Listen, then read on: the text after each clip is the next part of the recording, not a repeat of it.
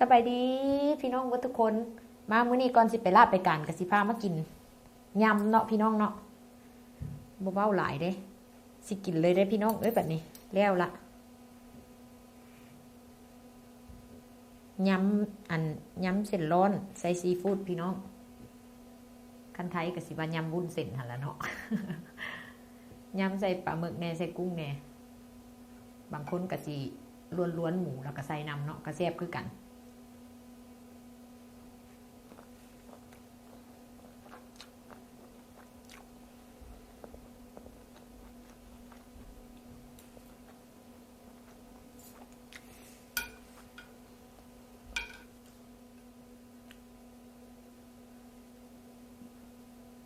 ยำก่อนไปการต้องสวย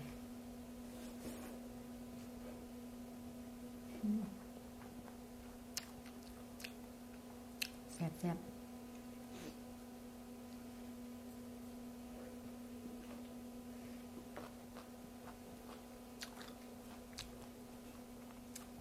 กุ้งตัวใหญ่ๆพี่น้อง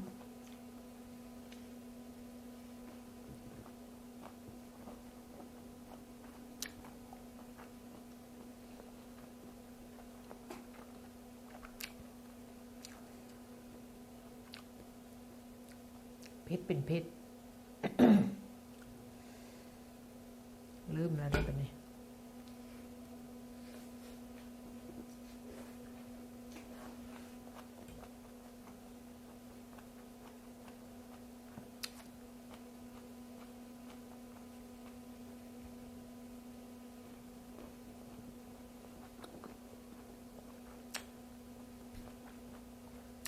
มาพี่น้อง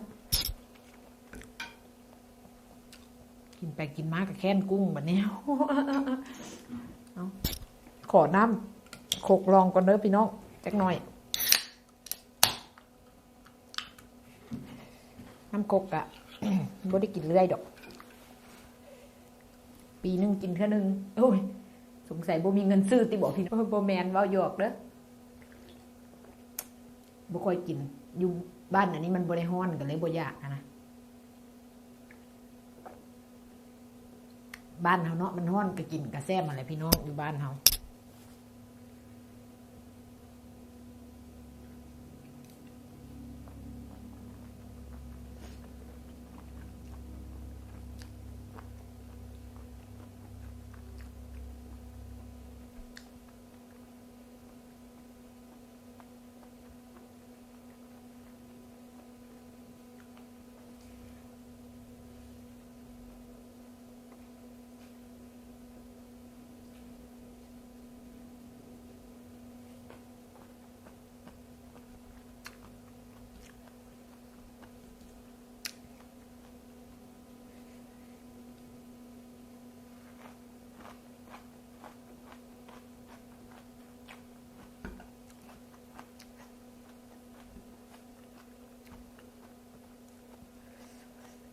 เบิ่งสีคือบ่น่าเผ็ดแต่ว่าเผ็ดเด้อพี่น้องใส่บักเผ็ดหลายอยู่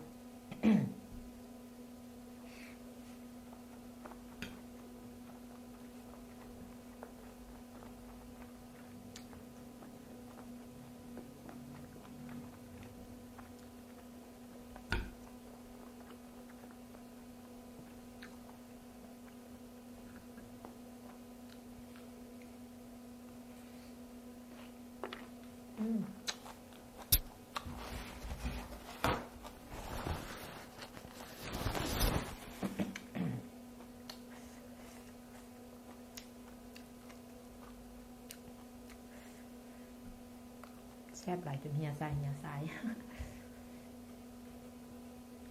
โอ้เป็นแห้งเลย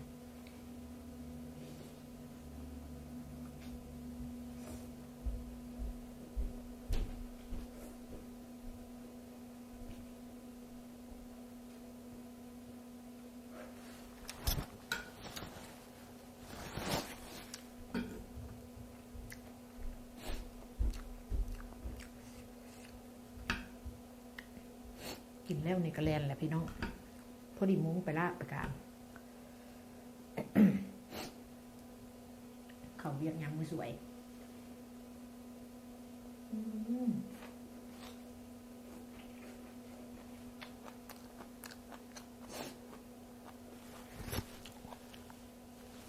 บ่มีมือไหนบ่แลนดอกข่อย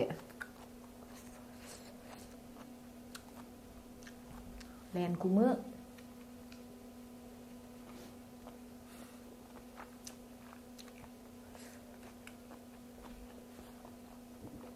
บ่ได้แลนแต่วันเสาร์วันอาทิตย์นะ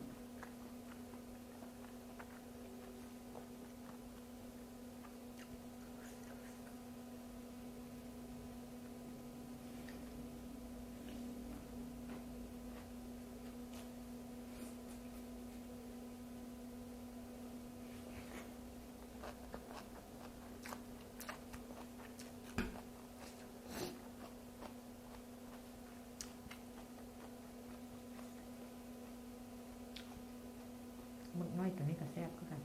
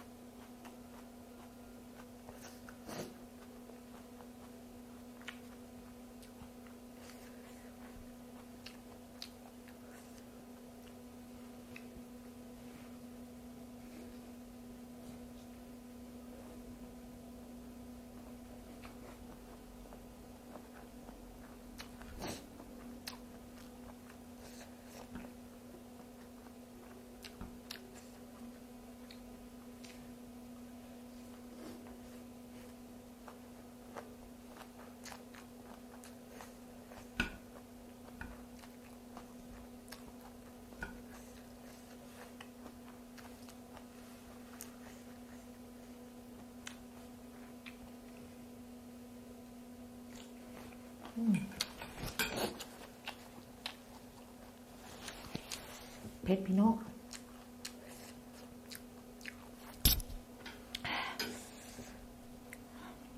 หูอยู่ว่าเจ้าของกินเผ็ดหลายบ่ได้ก็ใส่เผ็ดคันบ่เผ็ดแบบคือบ่แซ่บ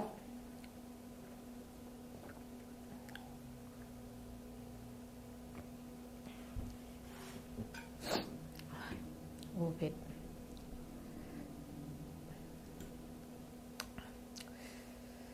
บ่เผ็ดแล้วบ่แซ่บอันนี้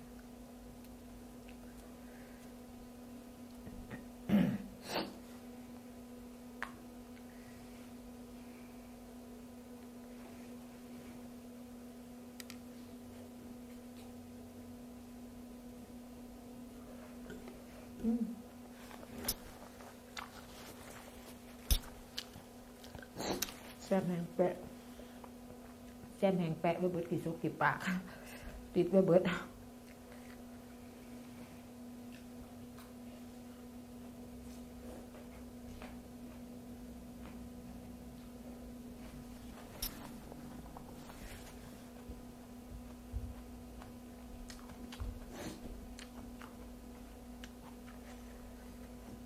ใส่หมึกน้อยก็แซ่บพี่น้องใส่เห็ดฮอตพอตมันอย่างนั้นมันอ่อน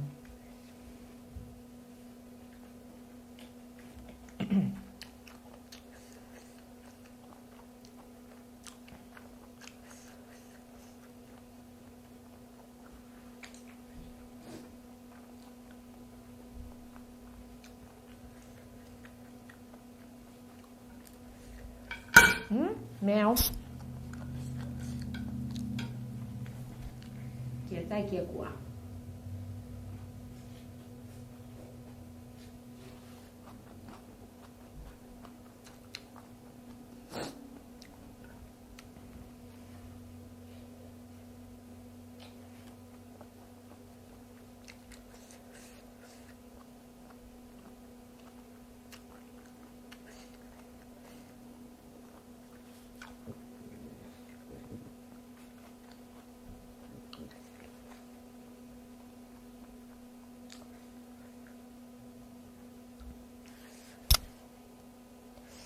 แต่ตอนนี้น้อยกินเผ็ดเด้พี่น้อง ว่าเรื่องแกงหน่อไม้นี่เห็นแต่ตอนหมักเพชร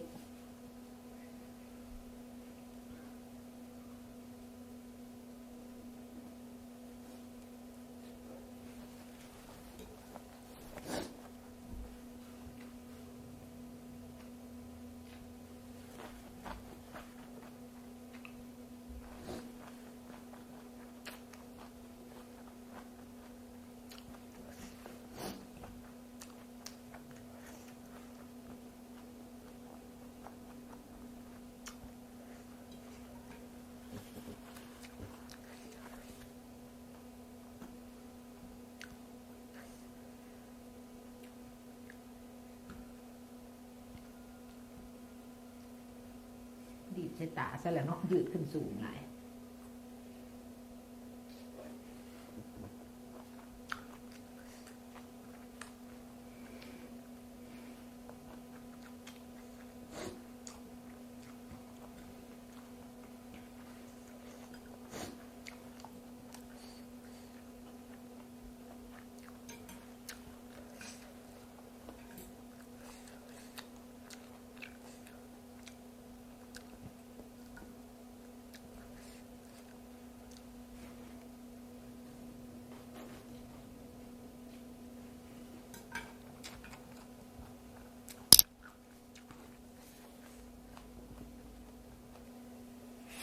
โอเค